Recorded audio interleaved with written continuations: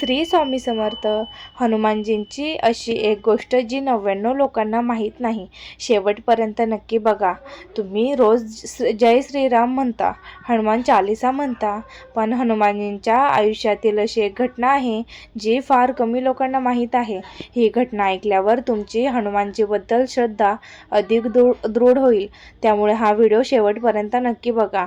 हनुमानजींचा अद्भुत जन्म. प्राचीन काळात अंजनी माता कठोर तप करत होत्या. त्यांच्या तपश्चर्येमुळे भगवान शिव प्रसन्न झाले आणि त्यांना एक तेजस्वी पुत्र प्राप्त होईल असा आशीर्वाद दिला. त्याचवेळी वायुदेवाच्या कृपेने त्या दिव्य तेजांचा अंश अंजनी मातेकडे पोहोचला आणि त्यातून एक विलक्षण बालकाचा जन्म झाला. या बालकाचे नाव ठेवण्यात आले हनुमान. लहानपणापासून हनुमान अत्यंत बलवान होते, बुद्धिमान आणि निर्भय होते. त्यांच्या अंगी असामान्य शक्ती होती. सूर्याला फळ समजण्याची घटना. एके दिवशी पहाटे उगवता लाल भडक सूर्य पाहून बाल हनुमानांना तो पिकलेले फळ वाटले. ते आकाशात झेपावले आणि सूर्य पकडण्यासाठी धावले. देवांमध्ये खळबळ उडाली. इंद्रदेवांनी आपल्या वज्राने प्रहार केला. त्या प्रहारामुळे हनुमान पृथ्वीवर पडले. त्यांच्या हनुवटीला दुखापत झाली, म्हणून त्यांना हनुमान हे नाव पडण्याचे वर्णन अनेक कथांमध्ये आढळते.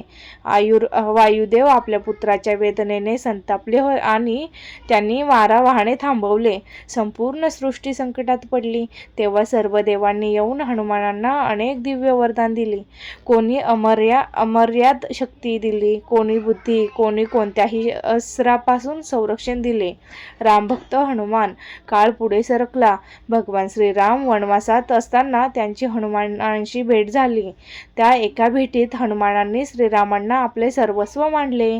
सीतेच्या शोधासाठी समुद्र ओलांडणे, लंकेत प्रवेश करणे, अशोक वाटिकेतील सीतेला भेटणे, रावणाला इशारा देणे आणि लंकेला आग लावणे, हे सर्व प्रकरण त्यांनी श्रीरामांच्या सेवेसाठी केले. त्यांना प्रत्येक कार्यामागे अहंकार नव्हता, फक्त भक्ती होती. संजीवनी पर्वत. लंकेच्या युद्धात लक्ष्मण बेशुद्ध पडले.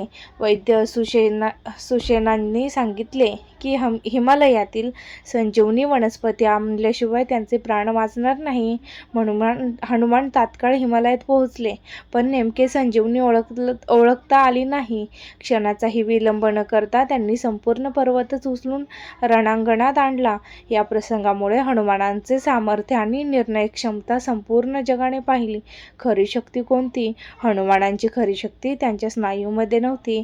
त्यांची खरी शक्ती होती नम्रता, श्रद्धा, सेवा, श्रीरामांवरील अखंड विश्वास. म्हणून आजही लाखो भक्त संकटात जय बजरंगबली म्हणतात आणि त्यांना मानसिक बळ मिळते. हनुमानजींचा संदेश स्पष्ट आहे.